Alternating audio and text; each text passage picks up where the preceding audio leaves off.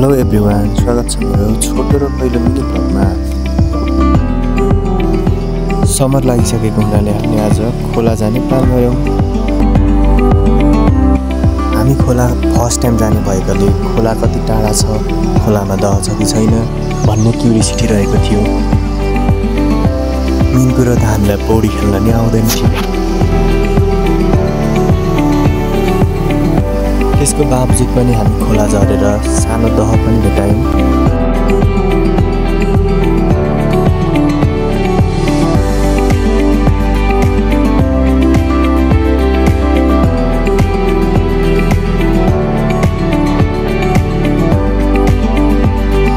र खोलाको साइडमा आगो बालेर हामीले साथमा लिएर गएको करेन्ट नुडल्स, अन्डा र आलुलाई हामीले बोइल गर्ने तयारी गऱ्यौँ।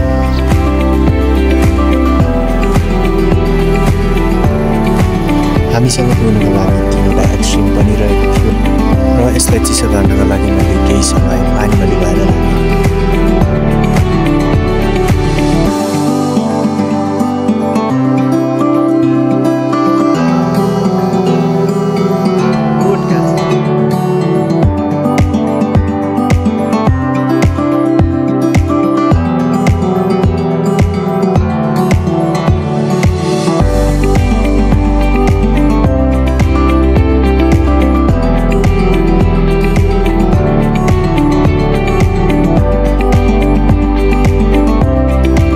अन्डा, आलु र करेन्ट नुडल्स बोइल भइसकेपछि हामीले यसलाई अब मिक्स गरेर खाने तयारी गऱ्यौँ।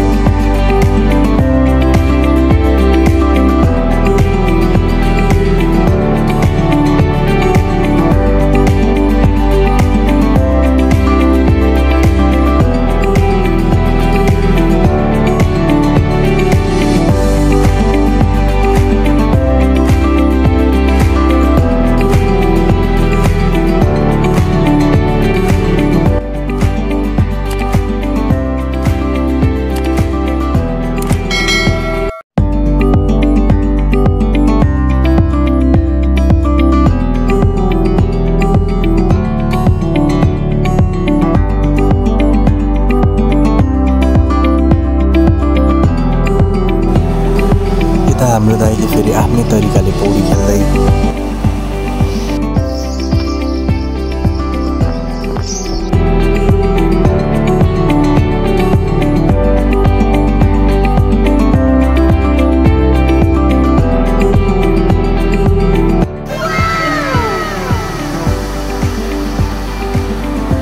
और अभी तो रुको, क्लाइमैक्स अभी बाकी है।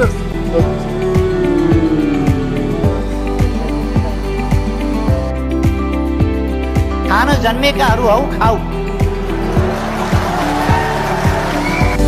करेन्ट नुडल्स पाकिसकेको हुनाले अब हामीले ढुङ्गामाथि बसेर घाम ताप्दै खाने निर्णय गऱ्यौँ। तर हामीसँग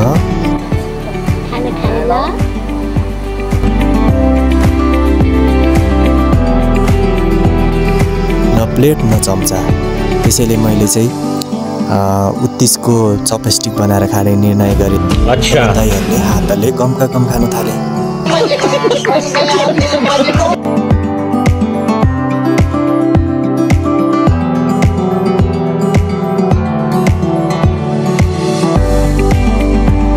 मजा आया।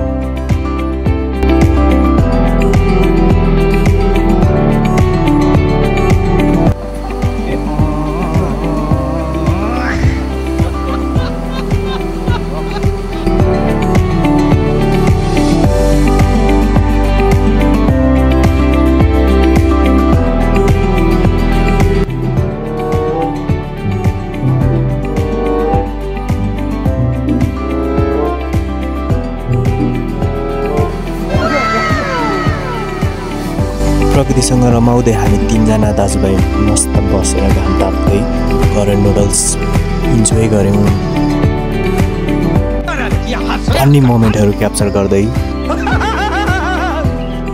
नुडल्स खाइसकेपछि हामी घर फर्क्यौँ। Thanks for watching.